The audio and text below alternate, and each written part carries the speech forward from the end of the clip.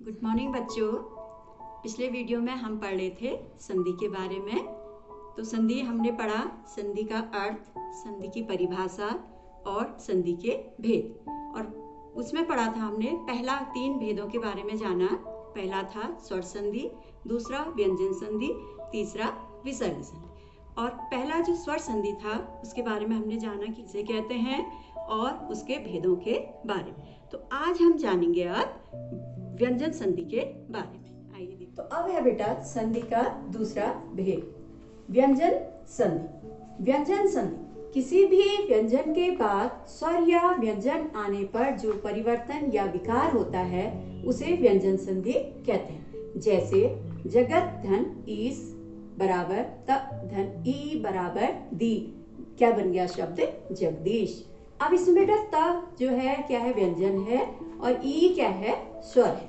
तो इन दोनों के मिलने से क्या बना, यहाँ पे जगदीश बना। अब आप कहेंगे त और ई मिलके दी कैसे बन गया, तो अभी ये आप एक नियम के अनुसार इसको जानेंगे कि कैसे ये बना। अब है व्यंजन संधि के नियम। पहला नियम क्या है, वर्ग के पहले वर्ण का तीसरे वर्ण में परिवर्तन हो जाता है।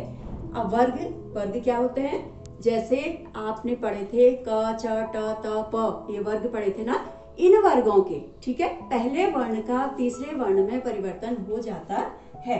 अभी कैसे होता है देखिए, क च ट त प के बाद, ठीक है, यदि ग घ ज झ या कोई क्या है स्वर आ जाता है तो उसका तीसरे वर्ण में परिवर्तन हो जाता है। जैसे वाक धन ईश बराबर वागीश। अब जैसे देखो क क्या है, हमारा पहला वर्ग का पहला वर्ण, ठीक है। तो पहला वर्ण अच्छा टताप के पश्चात या बाद में ग घ या कोई ये व्यंजन या कोई भी स्वर आएगा तो क्या हो जाएगा, वो तीसरे वर्ण में परिवर्तित हो जाएगा। जैसे क के बाद ख आता है तो फिर ग आता है ना, तो इसलिए क किसमें ई, इसके बाद ई स्वर आया तो ये किसमें परिवर्तित हो गया, ग में। तो बराबर क्या बन गया, ये है इसका व्यंजन संधि का। वर्ग के पहले वर्ण का पांचवें वर्ण में परिवर्तन हो जाता है, ठीक है। अब दूसरे नियम के अनुसार क्या होता है, वर्ग आप अभी जाना आपने क च ट प, जो ये 5 वर्ग हैं, इन वर्गों के, ठीक है, पहले वर्ण का पांचवें वर्ण में परिवर्तन हो जाता है। कब होता है ये, वर्ग के पहले वर्ण के बाद यदि क्या आता है, न या म, ठीक है, पर होने वाला वर्ण क्या होता है, अपने ही वर्ण के पांचवें अर्थात क, जो क का है क्या होता है न, ठीक है, और च का क्या होता है य, ट का ड़, त का न, प का म, तो उसमें ये परिवर्तित हो जाता है।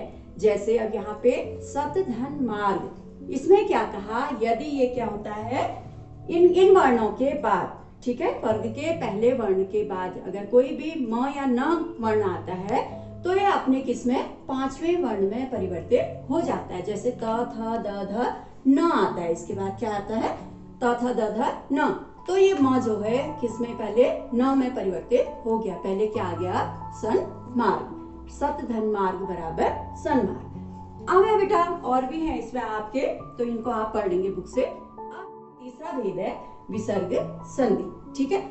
अब विसर्ग संधि क्या होती है, विसर्ग के साथ स्वरों अथवा व्यंजनों के मेल से विसर्ग में होने वाला परिवर्तन विसर्ग संधि कहलाता है, ठीक है।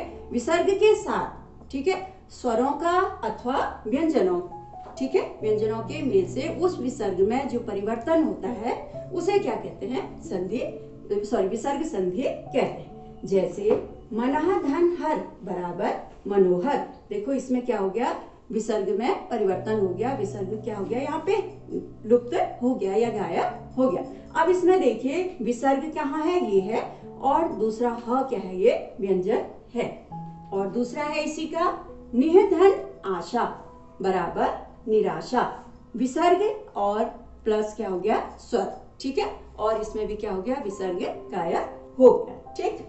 अब विसर्ग संधि के भी क्या है, कुछ नियम दिए गए हैं, ठीक है।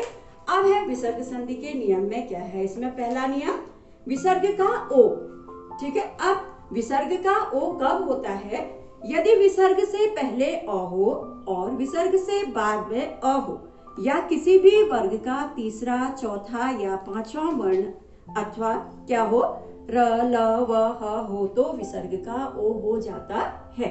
यहाँ पे क्या कहा, यदि विसर्ग से पहले अ हो, ठीक है, अ आया ये विसर्ग से पहले, यहाँ पे मनः है अ न, ठीक है, और उसके बाद क्या कहा इसमें अ हो, उसके बाद भी अ हो तो वो क्या हो जाता है, ओ में परिवर्तित हो जाता है। या कब होता है ओ में परिवर्तित, वर्ग का तीसरा, चौथा या पांचवा वर्ण आए तब भी क्या हो जाता है, ओ में परिवर्तित हो जाता है, ठीक है। अब जैसे एक शब्द बता दिया मैंने, मनः धन अनुकूल, मनः अ आया उसमें भी, और अनुकूल अ आया उसके बाद भी, वो क्या बन गया शब्द मनोनुकूल, ठीक है, शब्द क्या बना वो मनोनुकूल। अब है ख, दूसरा नियम है विसर्ग का र, ठीक, दूसरे नियम के अनुसार क्या है, विसर्ग संधि का विसर्ग का र हो जाता है। अब कब होता है वो, यदि विसर्ग से पहले अ आ को छोड़कर कोई स्वर हो और विसर्ग से परे कोई स्वर हो, या वर्ग का तीसरा, चौथा या पांचवा वर्ण हो, अथवा य र ल व हो तो विसर्ग का र हो जाता है। यदि क्या होता है अ आ को छोड़कर, ठीक है, विसर्ग का र कब होता है, यदि अ आ को छोड़कर स्वर और विसर्ग से परे, इनसे हटकर कोई स्वर हो, या वर्ग का तीसरा, चौथा या पांचवा वर्ण हो, या य र ल व हो तो विसर्ग का क्या हो जाता है, र हो जाता है। जैसे क्या हो गया, अब इसमें निह धन आशा, ठीक है, अब क्या बन गया यहाँ पे शब्द निराशा। अगला नियम है विसर्ग का स, ठीक है। अब इस नियम में क्या होता है, विसर्ग के बाद त या स हो तो विसर्ग का स हो जाता है। अगर यदि किसी विसर्ग के बाद, ठीक है, त हो या स हो तो वो क्या हो जाता है, विसर्ग का स, आधे स में आधा स हो जाता है। अब जैसे क्या हो गया, एक शब्द होता है निह धन संतान, बराबर क्या हो गया, निसंतान, ठीक है। तो अब जो क्या हो गया, मैंने अभी बताया था स का क्या हो जाता है, वो आधे स में परिवर्तन हो जाता है या बदल जाता है। ओके बेटा, तो आपने क्या जाना संधि के तीनों भेदों के बारे में, कि किसे संधि कहते हैं और तीनों भेद कौन कौन से हैं और उनमें क्या क्या है, क्या नियम हैं, ठीक है। तो अब मिलेंगे हम अगले वीडियो में, तब तक के लिए धन्यवाद।